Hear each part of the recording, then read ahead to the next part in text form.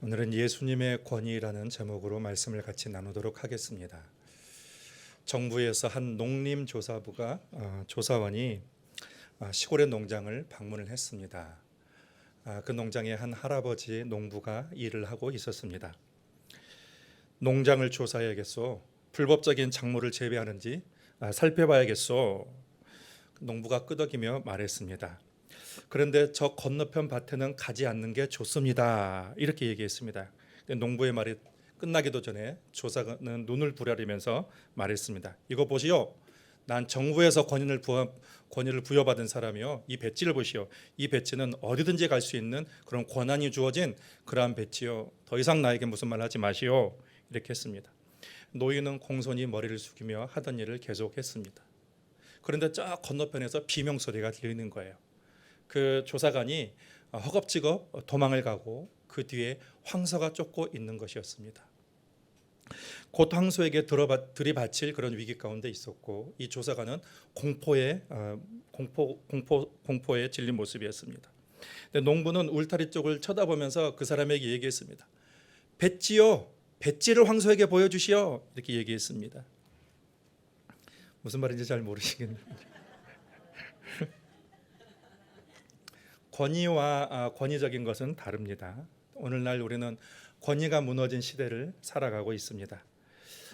권위와 권위주의가 혼동되는 경우가 많이 있어요. 그러니까 권위주의는 자신의 권력이나 힘을 이용해서 복종을 강화하는 그 타율성의 특성을 가지고 있습니다. 권위적인 상사, 권위적인 아버지와 같은 부정적인 의미를 갖고 있습니다. 반대로 권위는 긍정적인 의미를 가지고 있습니다. 권위의 사전적인 의미는 일정한 부분에서 사회적으로 인정을 받고 영향력을 끼치는 능력이라고 합니다. 긍정적인 의미.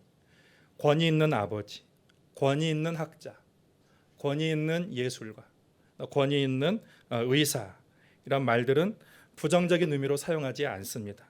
자신의 분야에서 전문성을 인정받고 일정한 영향력을 끼치는 인물에 대해서 그 앞에 권위가 있다 그렇게 말을 붙입니다. 권위주의, 권위적이라는 말은 타율성, 강요라는 그런 의미가 있어요. 권위라는 말 자체는 자율성이죠. 그리고 자발성이 있습니다. 권위는 힘과 강요에 의해서 세워지는 것이 아니고 책임감 있고 성실한 삶을 통해서 다른 사람에게 자발적으로 인정을 받는 것을 이야기합니다. 하나님은 교회에 권위를 주셨습니다. 그리고 교회 그리스도인들에게 영적인 권위를 주셨어요. 그래서 하나님은 우리가 영적인 권위 있는 사람이 되길 원하세요.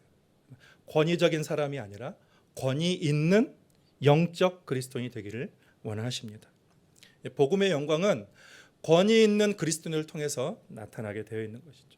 오늘 본문은 우리가 권위 있는 분과 또 권위적이고 권위주의자인 그런 사람을 동시에 보게 됩니다.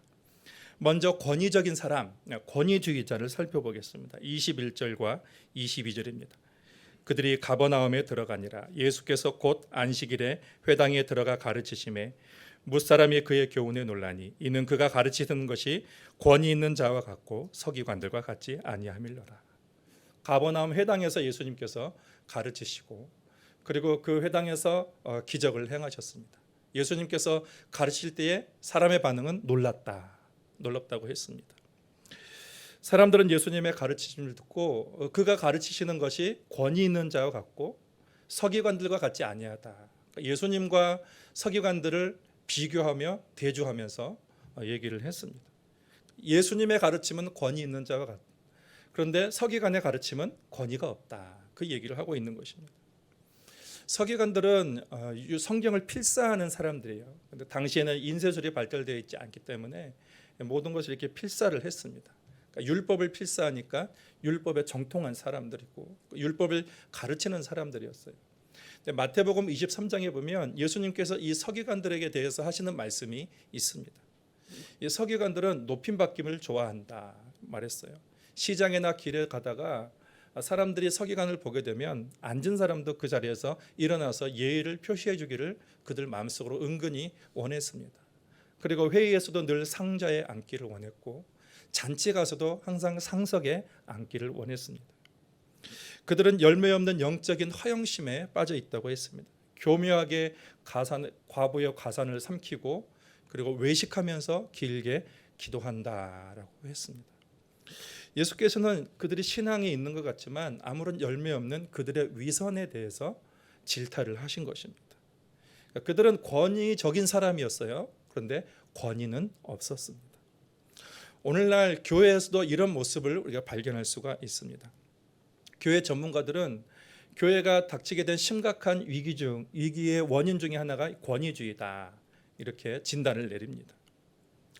교회에서 권위주의는 직분을 서열로 보는 것에서 나타납니다. 직분을 높고 낮음이라는 계층으로 여기는 것이에요. 교회 직분자는 교인들의 투표로 선출되지만 그렇지만 하나님께서 그 사람을 인정하신 것이죠. 그리스도께서 교회 직분자를 세운 이유는 성도를 온전케 하며 또 교회를 섬기며 봉사하며 또 그리스도의 몸된 교회를 세우려 함이라. 그러니까 직분자는 누가 세웠는가? 사람이 선출됐지만 그 가운데는 성령의 역사하심이 있고 하나님이 세우셨다라는 것입니다. 교회 직분에 대해서 잘 모르는 분이 계셔서 이 시간 직분에 대해서 간략하게 우리 교회 총회 헌법을 기준으로 간략하게 말씀을 드리도록 하겠습니다. 교회 직분에는 항존직이 있고 임시직이 있습니다. 항존직은 특별한 일이 없는 한 은퇴할 때까지 계속 할 수 있는 직분이에요. 그래서 만 70세 연말까지 교회에서 어떤 죄를 지어서 처벌을 받거나 자신이 자의적으로 사직하지 않는 이상 그 임기가 보장되어 있습니다. 목사와 장로와 안수집사와 권사가 항존직이에요. 또 임시직이 있어요. 임시직은 우리가 흔히 얘기하는 안수받지 않은 집사님을 얘기합니다. 그래서 매 1년마다 당회에서 결의를 합니다. 임명을 합니다. 그래서 매년마다 연임이 가능해요. 당회의 결의로 연임이 가능하고 그리고 계속 연임하면서 연임이 된다면 만 70세 말까지 봉직을 할 수가 있습니다. 먼저 장로직에 대해서 간략하게 말씀드리겠습니다. 장로직은 교회 택함을 받았습니다. 그리고 7위의 회원이 됩니다. 목사와 협력하여서 행정과 권징을 관장하는 일을 합니다. 그래서 교회의 영적인 관계를 살피게 되고 교인들이 교리를 오해하거나 도덕적으로 부패하지 않도록 권면합니다. 그러니까 장로님들이 교인들을 권면하는 역할을 하는 거예요. 잘못된 교리를 사람들에게 얘기하거나 또 도덕적으로 부패한 사람들에서 권면을 하는 것을 장로님이 합니다. 그런데 그 권면에도 말을 듣지 않으면 당회에 보고를 합니다. 그러면 그런 사람에 대해서 당회가 치리를 하게 되는 것이죠. 다음으로 안수집사직입니다. 안수집사직은 교회 택함을 받고 또 재직회의 회원이 됩니다. 교회를 봉사하고 또 헌금을 수납하고 구제하는 일을 감당을 합니다. 권사직도 역시 교회 택함을 받고 재직회의 회원이 됩니다. 교역자를 도와서 궁핍한 자와 가난한 자를 신방하고 그들을 위로하며 교회의 덕을 세우는 일에 힘쓴 일을 권사님들이 합니다. 마지막으로 목사직은 하나님의 말씀으로 교훈하고 성례를 거행하고 교인을 축복하며 또 장로님들과 협력하여서 치리권을 행사합니다. 짧게나마 교회 직분에 대해서 말씀을 드렸지만 앞으로 아주 상세하게 여러분에게 말씀을 드릴 수 있는 그런 기회가 있을 것입니다. 근데 이러한 교회 직분은 높고 낮음의 서열을 구분하는 것은 아닙니다. 그러니까 직분은 교회의 질서를 위한 것이에요. 각 직분의 고유한 역할을 감당하는 것입니다. 그러니까 서열의 차별은 없습니다. 역할로서의 차이는 분명하게 존재합니다. 사람들이 직분을 서열로 생각하는 것은 본인의 힘과 영향력에 있어서 다른 사람보다 우위를 점하려고 하는 그런 이기적인 욕심에서 비롯이 됩니다. 권위는 스스로 세워진다고 해서 세워지는 것이 아니에요. 권위라는 것은 내가 자신의 맡아진 역할을 기도하고 연구하면서 그 일들을 잘 감당할 때 그 권위가 하나님으로부터 주어지는 것입니다. 오늘 본문에 보면 사람들은 예수님에게서 다른 스승들과 다른 권위를 받다 그렇게 얘기했습니다. 그러니까 예수님의 어떤 점에서 권위를 보였는지 우리가 그것을 알아보고 우리도 그리스도와 같은 그런 권위를 이 시간 배우기를 원합니다. 먼저 주님의 권위는 하나님의 부르심에 근거한 거예요. 예수님이 이 땅에 하나님이 이 땅에 예수님을 보내셨습니다. 메시아로 보내셨고 또 그리스도로 보내셨습니다. 하나님은 그분이 직접 예수님을 증거해 주셨습니다. 예수께서는 요한복음 5장에 당신을 증언하는 존재들에 대해서 말을 했습니다. 먼저 누가 예수님을 증언했냐면 세례 요한이 예수님을 증언했다 말했습니다. 그리고 또 예수께서는 하나님이 자신에 대해서 증언하셨다라고 말씀하십니다. 요한복음 5장 30절에 보시면 또한 나를 보내신 아버지께서 친히 나를 위하여 증언하셨느니라. 예수님께서 세례받고 올라가실 때에 저는 내 사랑하는 아들이요 내 기뻐하는 자라. 친히 아버지께서 예수님을 증언하셨습니다. 그리고 또 예수님은 성경이 본인에 대해서 증언하신다라고 또 말씀했어요. 요한복음 5장 39절에 보면 너희가 성경에서 영생을 얻는 줄 생각하고 성경을 상고하거니와 이 성경이 곧 내게 대하여 증언하는 것이라. 이 성경은 구약 성경을 얘기하는 거죠. 이 구약 성경은 오실 예수님에 대해서 증언하는 것이다. 예수님은 하나님의 부르심, 그 하나님의 부르심에 예수님의 권위가 근거를 두고 있다는 것입니다. 여러분 우리 인생도 마찬가지입니다. 여러분도 여러분의 그 위치도 하나님이 부르셨습니다. 하나님은 교회를 통해서 일하시는 것이죠. 그래서 교회를 통해서 여러분을 부르셨다는 것을 여러분 확실히 하셔야 되는 것입니다. 현재 내 위치는 사람이 준 것이 아니에요. 여러분이 만약에 인생의 주권자가 하나님이라면 정말 믿는다면, 정말 사소한 것까지 하나님께서 내 인생의 주권을 가지고 계신다고 믿는다면 여러분의 주권은, 여러분의 직분은, 여러분의 위치는 그냥 주어진 것이 아닙니다.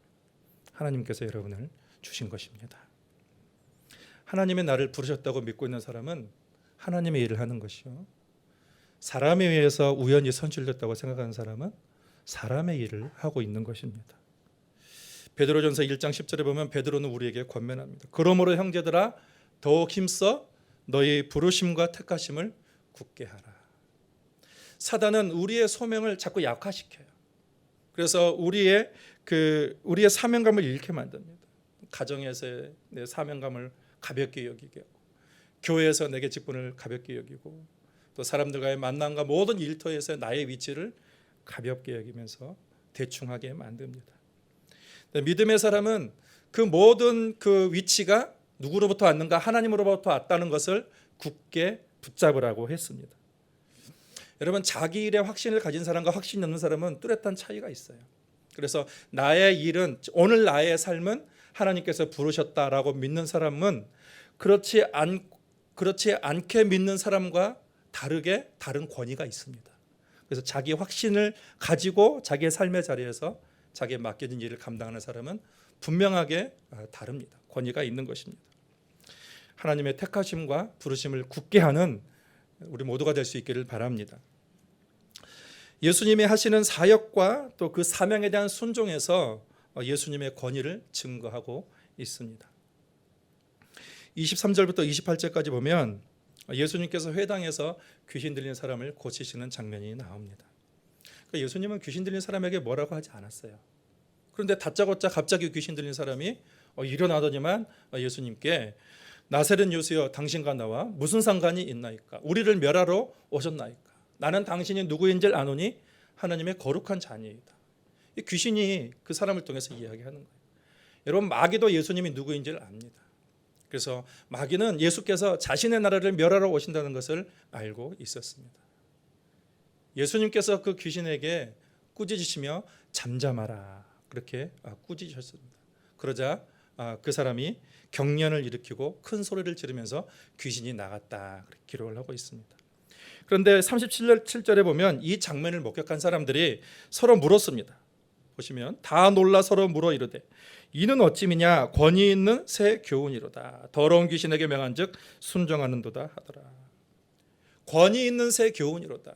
예수님이 귀신을 쫓아내는 것을 보고 권위가 있다 그렇게 말했습니다.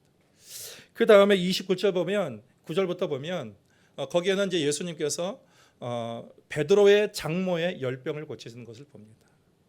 이 열병을 고치시는 것을 보고 많은 사람들이 온 동네를 돌아다니면서 병자를 데려오고 귀신 들리는 사람을 데려왔습니다. 그 문 앞에 가득했습니다. 그런데 예수님께서 그 병자들을 고치시고 또 그 귀신 들린 사람을 고쳐 주셨습니다. 내쫓아 주셨습니다. 그래서 요한복음 5장 36절에 보면 이러한 예수님의 사랑 그 사역이 그분의 권위를 증언하고 있다 기록하고 있습니다. 내게는 요한의 증거보다 더 큰 증거가 있으니 아버지께서 내게 주사 이루게 하시는 역사 곧 내가 하는 그 역사가 아버지께서 나를 보내신 것을 나를 위하여 증언하는 것이다. 예수님께서 하시는 일, 예수님께서 어떻게 사역하시는가, 그걸 보면은 예수님의 권위를 인정할 수 있다는 것입니다.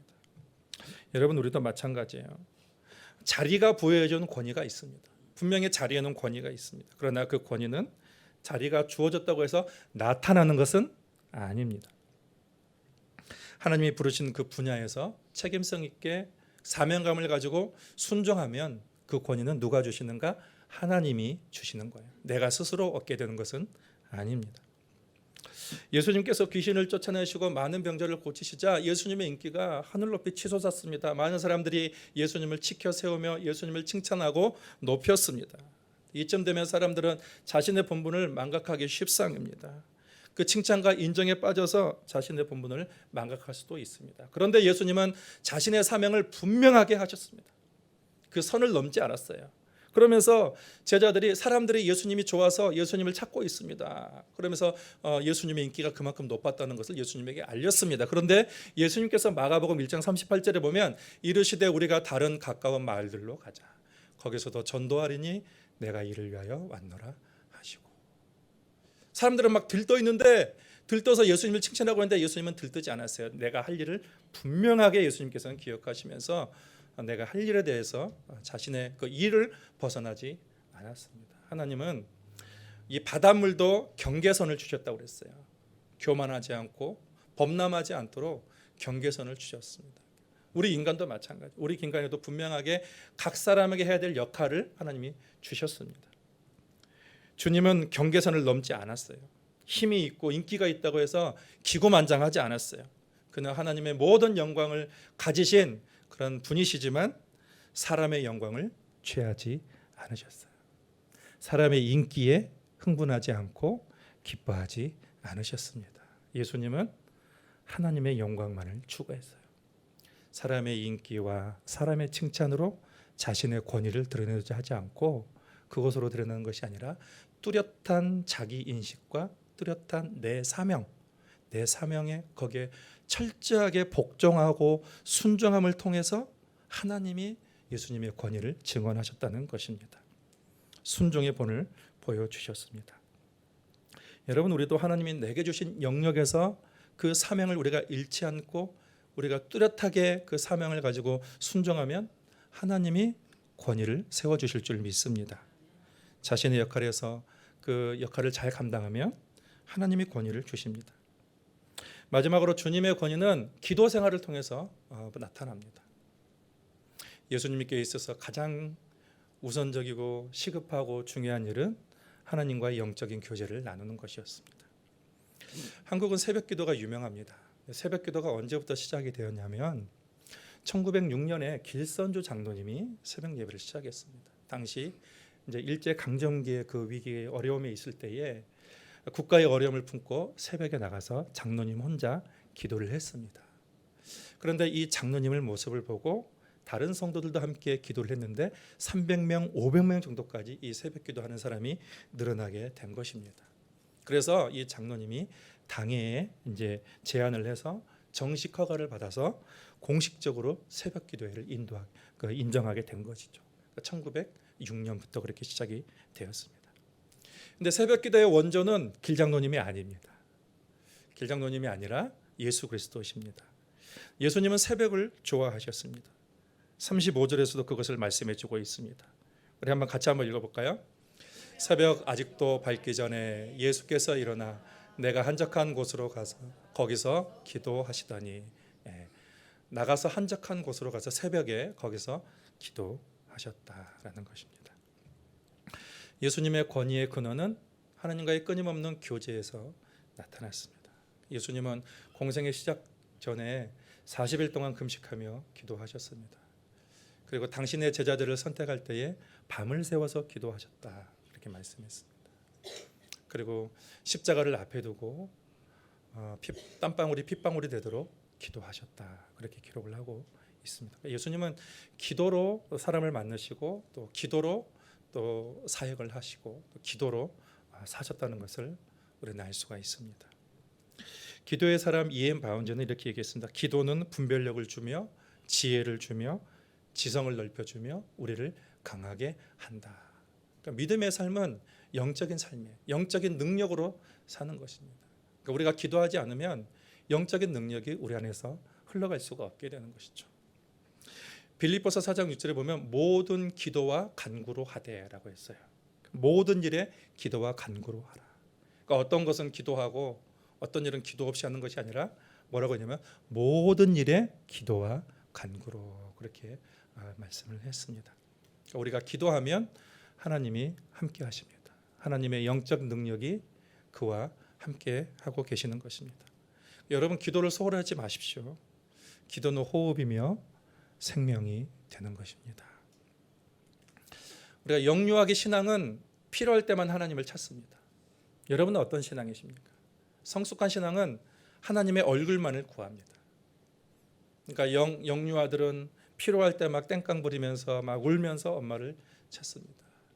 근데 성숙한 사람은 좀 더 성숙한 사람은 부모와 교제를 하죠. 그 마음을 알고 그 생각을 나누는 거죠.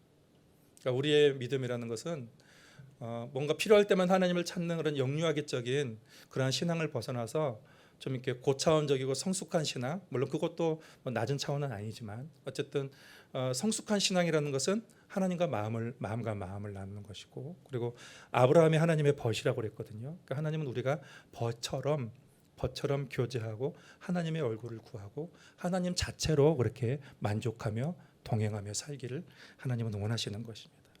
진실로 그리스도인의 권위는 어디서 나옵니까? 기도에서 나옵니다. 오늘은 예수님의 권위에 대해서 말씀을 나누었습니다. 예수님의 권위의 근원은 참 많이 있습니다. 그런데 오늘은 말씀의 근거에서 세 가지만 함께 나누었습니다. 먼저 주님의 권위는 하나님의 부르심이 근거가 됩니다. 그러니까 주님은 명확했어요. 하나님이 나를 보내셨다라는 것입니다. 여러분 그렇습니다. 우리도 주님과 같은 그런 부르심의 확신이 있어야 돼요.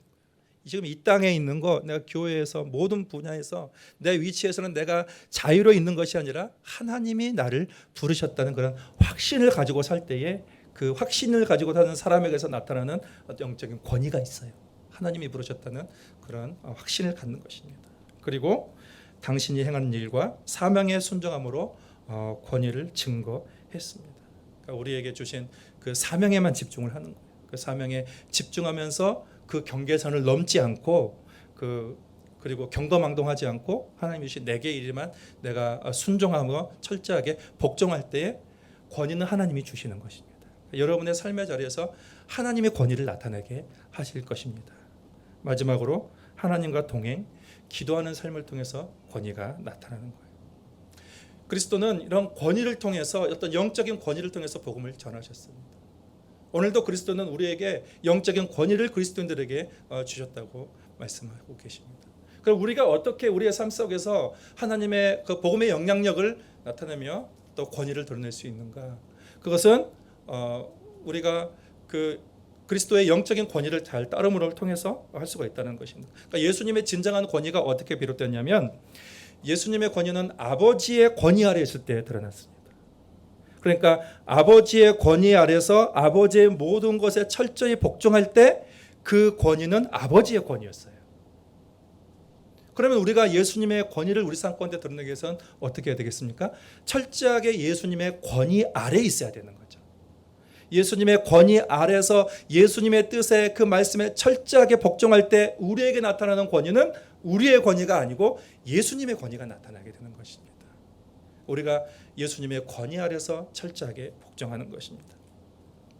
그리스도의 권위 아래서 늘 거하시길 바랍니다.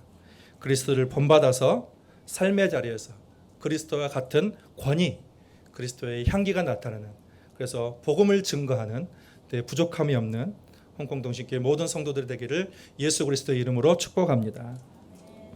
하나님 아버지, 주님 우리에게 영적인 권위를 주셨습니다. 우리가 권위적인 사람이 아니라 참으로 영적인 권위가 있는 사람이 되게 하여 주시옵소서. 하나님 아버지, 하나님의 부르심을 우리가 가볍게 여기지 않게 하여 주시고, 오늘 나의 삶의 자리가 우연히 사람들에 의해서 주어진 것이 아니라 하나님에게 주어졌다는 그 확신을 가지고 우리의 삶의 자리에서 맡은 일에 최선을 다하며 복종하며, 그리고 기도 생활을 통하여서 그리스도의 권위를 드러내는 우리 모든 믿음의 사람이 되도록 주님께서 함께하여 주시옵소서. 예수님의 이름으로 기도하옵나이다. 아멘.